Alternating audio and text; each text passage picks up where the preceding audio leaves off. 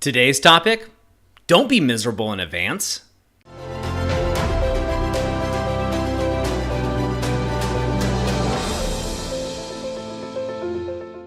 Hi, I'm Doug Holt, author of Your Own Story, and this is your Daily Growth Hack, where each day we give you a tip, trick, or insight to help you up-level what we call the 5 to thrive. That is your mind, your body, your soul, your relationships, and your business. Seneca said, and I'm going to read it because it's a quote, "It's ruinous for the soul to be anxious about the future and miserable in advance of misery, engulfed by anxiety that the things it desires might retain its own until the very end. For such a soul will never be at rest. By longing for things to come, it will lose the ability to enjoy the present things." Now, I think this is so apropos, especially for today and today's society. The other day I had someone come up to me and said, "Doug, we need to talk." Right? Now, it was done via text messages, but that's how I heard it. We need to talk, and kind of that deep tone, if you can imagine. And it was very easy to go, oh, crap, what do we have to talk about? What do we need to talk about? Something wrong? This is a client of mine, and I was just like, wow, what's going on with his or her life? Now, I went through this process, and I'm going to guess I went through this process for all of 3 seconds, right? But sometimes 3 seconds can seem like an eternity. But right away, I went right back to my training. And that training has come through years and years and years of experience and really working on this. But I went, I don't know what he means. He can mean that something's wrong or something's amazing. So how do I know? And I just kind of let it brush off. Now, but I do remember in the past, I would have thought, oh man, what's going on? What do they need? Something's wrong, something's broke, et cetera, et cetera. And I would have been miserable about a future advance. Or perhaps it was a visit, like maybe it was some guest visiting that I was a little anxious about. It could have been somebody coming into town that was staying with us, or even, sometimes I say yes to events, speaking events like 6 months to a year in advance, and it gets closer and I'm like, oh man, I got to go and speak at this event, and I don't know who's going to be there, and, geez, do I really want to go, and I'm going to miss my family. I go through this whole list in my head, and that one lasts a little bit longer, but usually it lasts only a couple minutes tops, and then I spin out of that pretty quickly, again, because of my training.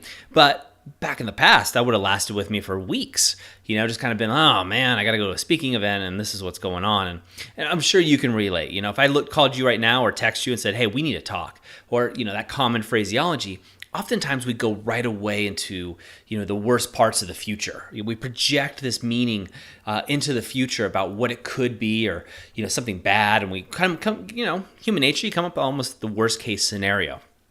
But now, if you've been listening to these daily growth hacks, you know very well that you have complete control of this, right? You can define the story any way you want. So what I chose to define is we need to talk. I was like, awesome. I look forward. It's a coaching client of mine, and all my coaching clients, I develop really deep personal relationships with them. So I was really actually turned it around like, this could be really great. I'm really excited. I wonder what's going on, what's happening. And so, just to give you an idea, when we got on the phone, he needed to talk because he just doubled his business. He doubled his business with just a few mental tips, a few mental clicks and changes that he had put into his psychology that were allowing him to produce better results. And he was so excited. So he actually got his financial statement, closed a couple key clients, and doubled his income. And so that's why he wanted to talk. So it wasn't bad at all, right? But had I been into that miserable state, I would have lost contact with just reality. I would have lost contact with this present moment with, again, my family, which I talk about so much on this podcast, but I spend so much time with, my wife and my son. I'm able, when I'm not traveling, I'm here. I got whiteboards all over this room. I got, a new one behind me that I don't use that much, but I would have lost it. I would have sat down. I would have been moping around and really just waiting for the phone call, kind of dreading it. But at this point, it's just changed it. I don't let misery predict my future. I don't play into that misery. Instead, I want to change my paradigm. So what else is possible? Now, you always have 3 possibilities, right? You have the miserable one. You have a positive one, or what's else? What else is possible for you?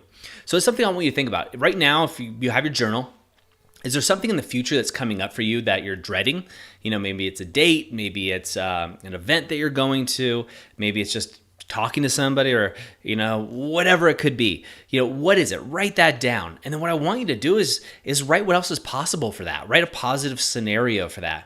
And this isn't all about just being happy. This is really about controlling your own destiny and your own life. It's really about being the author of your own story, right? So because if you were to live into that misery, you're going to miss 1,000 precious todays, 1,000 precious nows and moments. And I don't want you to do that. So write that out and then write down a positive meaning that you can associate with that. Remember, meaning equals emotion and emotion equals life. So change that up for yourself. Really make a difference. And that's going to allow you to enjoy today, enjoying this moment. And if you're like the old me, this could give you a whole week of your life back and to enjoy. And that's priceless. A week of your life, holy cow. That's just amazing. And if you can do that week after week after week, then you've mastered the art of being the author of your own story.